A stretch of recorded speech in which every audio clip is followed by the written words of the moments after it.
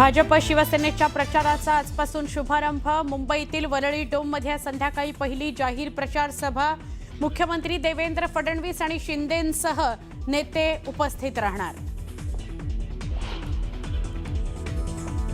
महापालिका निवडणुकीत महायुतीचा दणका। महायुतीचे 70 उमेदवार बिनविरोध मतदानाआधीच भाजपचे 44 आणि शिवसेनेचे 22 उमेदवार बिनविरोध विजयी।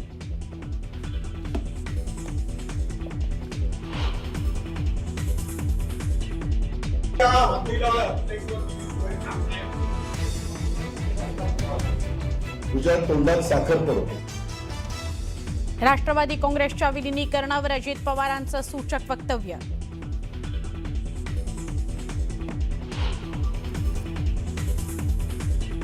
पिंपरी चिंचवडमधील भाजपच्या स्थानिक नेत्यांवर अजित पवारांचा हल्लाबोल। भाजपची राक्षसी भूक पाहवत नाही, पालिका भ्रष्टाचाराने पोखरली आहे, भाजपवर टीका।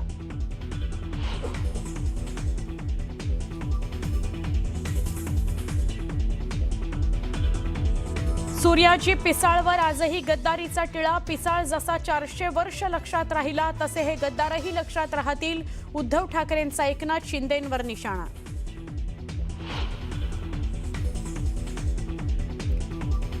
राज्याच्या पोलीस महासंचालक रश्मी शुक्ला निवृत्त। सदानंद दाते पोलीस महासंचालक पदाचा पदभार स्वीकारणार। पालीतील खंडोबा यात्रेत भाविकांकडून भंडाऱ्याची उधळण। लाखो भाविकांच्या साक्षीने खंडोबा आणि म्हाळसा यांचा शाही विवाह सोहळा।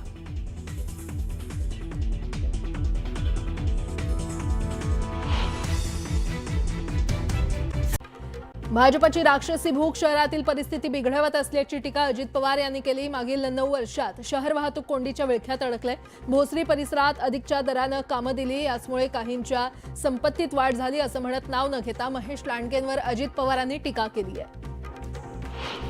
उद्धव ठाकरेंनी कार्यकर्त्यांना मार्गदर्शन केलं। मुघलांबरोबर लढाई झाली तशी मुंबई पालिकेची निवडणूक लढायची। सूर्याजी पिसाळवर आजही गद्दारीचा टिळा आहे। सूर्याजी पिसाळ जसा 400 वर्ष लक्षात राहिला तसे मिंधे लक्षात राहतील असं म्हणत ठाकरेंनी एकनाथ शिंदेंवर निशाणा साधला। मुंबई महापालिका निवडणुकीच्या पार्श्वभूमीवर ठाकरे बंधूंकडून मुंबईसाठी विजन जाहीर करण्यात आलेला आहे। आमदार आदित्य ठाकरे आणि मनसेचे नेते अमित ठाकरे यांनी जाहीरनाम्याची घोषणा केली। लाडकी बहीण योजनेच्या पार्श्वभूमीवर मुंबईतील घरकाम करणाऱ्या महिलांना 1500 रुपये स्वाभिमान निधी देण्याची घोषणा करण्यात आली आहे। महापालिका निवडणुकीच्या प्रचारार्थ मुख्यमंत्री देवेंद्र फडणवीस सांगली दौऱ्यावर जाणार आहेत। सांगलीतील गणेश मंदिरातून भाजपच्या प्रचाराचा शुभारंभ केला जाणार आहे। स्टेशन चौकातून मुख्यमंत्री फडणवीस कार्यकर्त्यांना मार्गदर्शन करणार आहेत। पनवेलमध्ये भाजपचे 6 उमेदवार बिनविरोध निवडून आले तर एका भाजपच्या उमेदवाराने अर्ज मागे घेतलाय। भाजप उमेदवार स्नेहा शेंडे यांनी प्रभाग क्रमांक 18 क मधून माघार घेतली आहे। मालेगावमध्ये बंडखोरी रोखण्यात भाजपला अपयश आलं। प्रभाग क्रमांक 10 ड मधून निष्ठावंत नितीन फोंपळे यांनी बंडखोरी करत उमेदवारी कायम ठेवली आहे। त्यामुळे भाजपचे अधिकृत उमेदवार सुनील गायकवाड यांना फटका बसणार आहे। नवी मुंबईत स्वबळावर लढणारी निवडणूक भाजप कार्यकर्त्यांसाठी प्रतिष्ठेची बनलेली आहे। आजपर्यंत केलेल्या कामाचं दर्शन घडवण्याची संधी आहे। संधी सोन्याची करा, पूर्ण ताकदीनं क्षमतेनं निवडणूक डोक्यावर घेऊन लढा असा कानमंत्र भाजप प्रदेशाध्यक्ष रवींद्र चव्हाण यांनी कार्यकर्त्यांना दिलाय। खोतकरांनी विकासाच्या नावावर हवेत बढाया मारू नयेत। विकास कामांचे पुरावे दाखवून खोतकरांनी बाप दाखवावा, अन्यथा श्राद्ध घालावं अशी टीका माजी आमदार कैलास गोरंट्याल यांनी केली आहे। भाजप भ्रष्टाचाराच्या पैशातून महाविकास आघाडीचे उमेदवार खरेदी करतायत असा आरोप शेकापचे माजी आमदार बाळाराम पाटील यांनी केलाय। भाजप आमदार प्रशांत ठाकूर यांच्यावर त्यांनी निशाणा साधला। अहिल्यानगर महानगरपालिकेत राष्ट्रवादीचे 2 तर भाजपचे 4 उमेदवार बिनविरोध निवडून आलेत। भाजप आणि राष्ट्रवादीची राज्यातील युती आणि सरकारनं केलेली विकास कामं यामुळेच हा विजय शक्य झाल्याचा दावा आमदार संग्राम जगताप यांनी केलाय।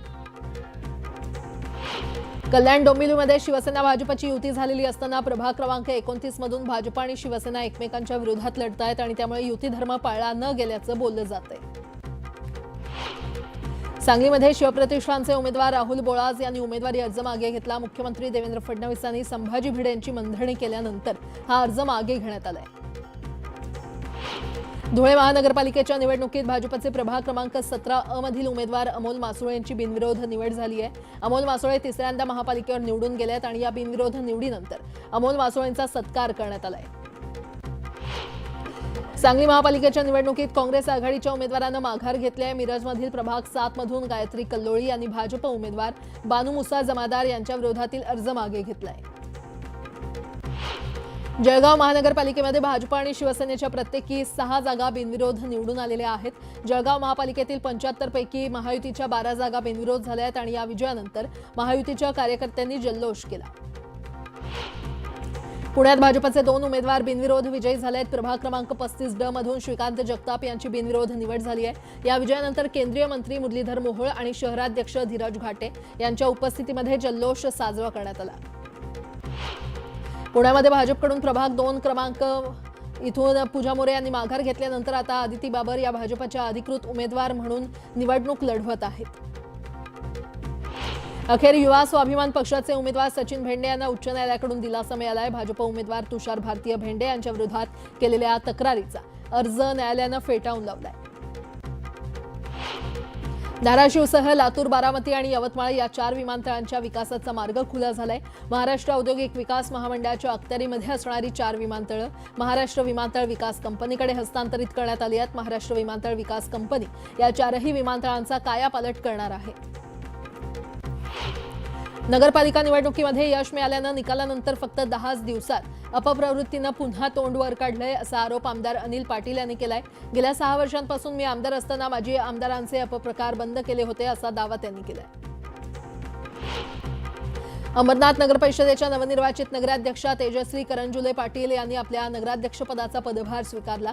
भाजप नेत्या चित्रा वाघ, आमदार किसन कथोरे आणि आमदार कुमार आयलानी यांच्या उपस्थितीमध्ये त्यांनी नगराध्यक्षपदाचा पदभार स्वीकारला. अंबरनाथ नगर परिषदेमध्ये शिंदेंची शिवसेना हा सर्वात मोठा पक्ष ठरलाय. उल्हासनगर महापालिकेच्या निवडणूक विभागानं शहरभर जनजागृती करण्यासाठी बॅनर लावलेले आहेत. मात्र या बॅनरवर जो मराठी कलाकार मतदानासाठी जनजागृती करतोय त्याच्या बोटाला चुकीच्या ठिकाणी शाई लावल्याचा फोटो टाकण्यात आलाय. त्यामुळे महापालिकेच्या या बेजबाबदार कार्यप्रणालीवर शहरभरातून मोठ्या प्रमाणात टीका होतीये.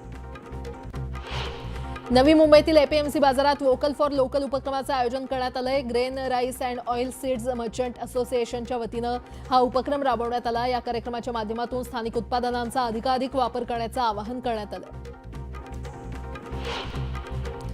मावळ तालुक्यामध्ये शिवसेना उभाठाला मोठा धक्का बसलाय. प्रमुख पदाधिकारी आणि कार्यकर्त्यांनी शिवसेनेला सोडचिठ्ठी देत राष्ट्रवादी काँग्रेसमध्ये जाहीर प्रवेश केला. या प्रवेशामुळे मावळच्या राजकीय वर्तुळात मोठी खळबळ माजली आहे. अहिल्यानगर महानगरपालिकेची निवडणूक रंगतदार होण्याआधीच केळगावमध्ये मोठी राजकीय खळबळ माजली आहे. माजी काँग्रेस जिल्हाध्यक्ष भानुदास कोतकर यांनी अचानक माघार घेतल्यानं चर्चांना उधाण आलंय. त्यांच्या राज्यातील एक मोठ्या नेत्याचा दबाव असल्याची चर्चा अहिल्यानगरमध्ये सुरू आहे आणि अशातच या प्रभागात तरुणांनी एकत्र येऊन पॅनल उभारलाय. अकोल्याच्या पातूर अकोला रोडवर रस्ता ओलांडताना 6 ते 7 महिन्याच्या बिबट्याचा अपघात झाला. बिबट्याच्या उजव्या पायाला गंभीर जखम झाली आहे. राज्यात मनपा निवडणुकीचे वारे वाहत असताना जिल्हा परिषद निवडणुकीसाठी शिवसेनेची तयारी सुरू आहे. उपमुख्यमंत्री एकनाथ शिंदेंच्या आदेशानं ज्या जिल्ह्यात महानगरपालिका निवडणूक नाही अशा ठिकाणी शिवसेनेकडून मिशन झेडपी मोहीम हाती घेण्यात आली आहे. त्याचाच भाग म्हणून धाराशिवमध्ये जिल्हा परिषद निवडणुकांच्या पार्श्वभूमीवर शिवसेनेचे संपर्क प्रमुख आणि माजी आमदार राजन साळवी यांनी जिल्ह्यातील शिवसेना पदाधिकारी आणि कार्यकर्त्यांची महत्त्वाची बैठक घेतली. महापालिका किंवा नगरपालिकांमध्ये एरवी काही तुरळक प्रभागांमध्ये निवडणूक बिनविरोध झाल्याची उदाहरणं आहेत.